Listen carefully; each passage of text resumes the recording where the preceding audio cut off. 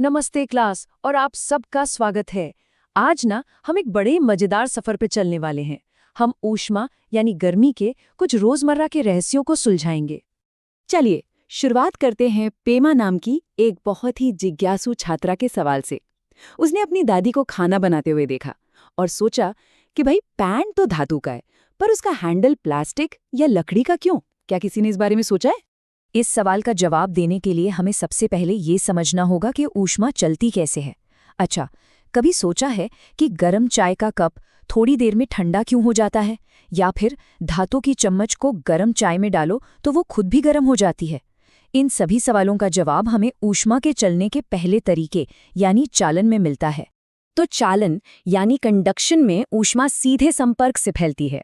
इसको ऐसे समझिए जैसे आप सब एक लाइन में खड़े हैं और पहले बच्चे के पास एक बॉल है। वो बॉल अपने बगल वाले को देता है, वो फिर अपने बगल वाले को, और ऐसे करते करते बॉल लाइन के आखिरी बच्चे तक पहुंच जाती है।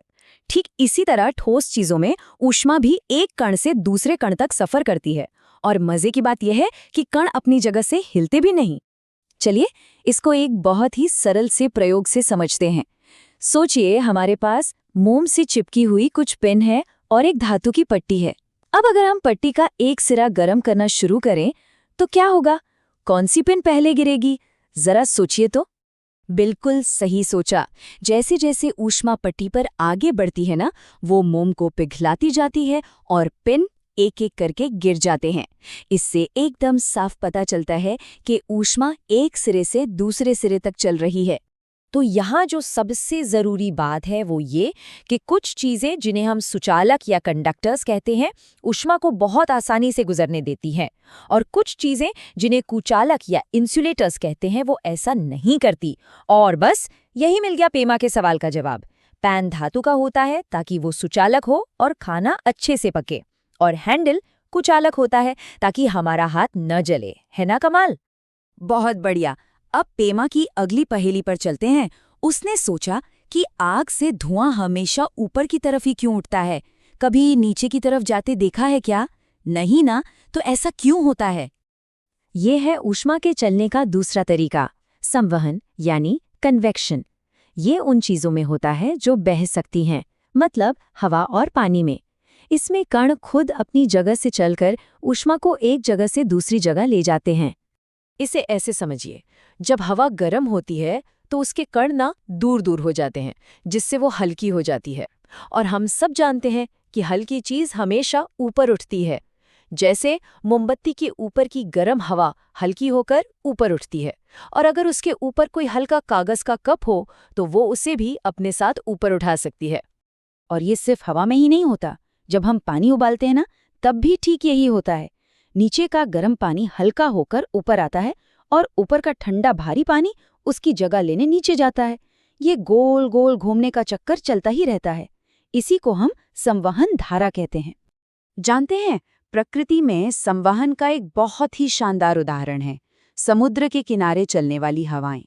दिन के समय जमीन जल्दी गर्म हो जाती है तो वहां की गर्म हवा ऊपर उठ जाती है और समुद्र की ठंडी हवा जमीन की तरफ दौड़ पड़ती है, और रात में ठीक इसका उल्टा होता है। अच्छा, अब एक और सवाल। जब हम आग के पास बैठते हैं तो हमें गर्मी क्यों लगती है? हम आग को छू तो नहीं रहे होते, और जरूरी भी नहीं कि गर्म हवा हम तक पहुंच रही हो। तो फिर ये गर्मी हम तक कैसे पहुंची? इसका जवाब है विकिरण यानी रेडिएशन। ये ऊष्मा के चलने का तीसरा और सबसे अनोखा तरीका है। विकिरण को चलने के लिए किसी भी माध्यम की जरूरत नहीं होती, न ठोस, न तरल, न गैस।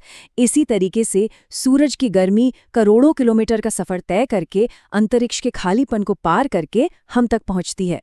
अरे, हम तो विकिरण की इस समझ का इस्तेमाल रोज ही करते हैं। गर्मियों में हम हल्के रंग के कपड़े क्यों पहनते हैं? क्योंकि वो ज्यादातर गर्मी को परावर्तित कर देते हैं, मतलब रिफ्लेक्ट कर देते हैं। और सर्दियों में गहरे रंग के कपड़े पहनते हैं क्योंकि वो ज्यादा गर्मी सोखते हैं, यानी एब्जॉर्ब करते हैं। असल दुनिया में ऊष्मा के ये तीनों दोस्त, चालन, संवहन और विकिरण, अक्सर एक टीम की तरह मिलकर काम करते हैं। चलिए देखते हैं कैसे। अब जरा इस पर गौर करते हैं कि जब हम पानी गर्म करते हैं तो ये तीनों प्रक्रियाएं एक साथ कैसे काम में आती हैं। देखिए, आग की लौ से बर्तन तक ऊष्मा पहुंचती है चालन से। फिर पानी के अंदर ऊष्मा फैलती है संवहन से।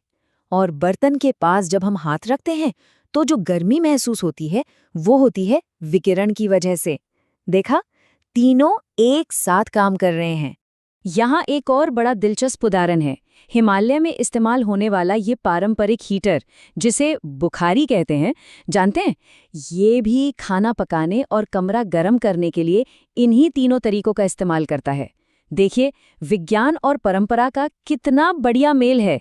और अगर हम और भी बड़े पैमाने पर सोचें तो हमारी पृथ्वी का पूरा जल चक्र यानी वाटर साइकिल, वो भी तो सूरज से मिलने वाली ऊष्मा से ही चलता है। सूरज का विकिरण पानी को भाप बनाता है, वो भाप संवहन से ऊपर उठती है और फिर बारिश बनकर नीचे आ जाती है। तो अब आज की क्लास हमें एक आखिरी सवाल पर छोड़ जाती है। अगर ऊष्मा का चलना हमारे मौसम और जल चक्र को चलाता है, तो हमारे इस ग्रह पर और कौन-कौन सी बड़ी चीजें होंगी जो इस पर निर्भर करती होंगी? इसके बारे में जरूर सोचिएगा। अगली बार तक सीखते रहिए।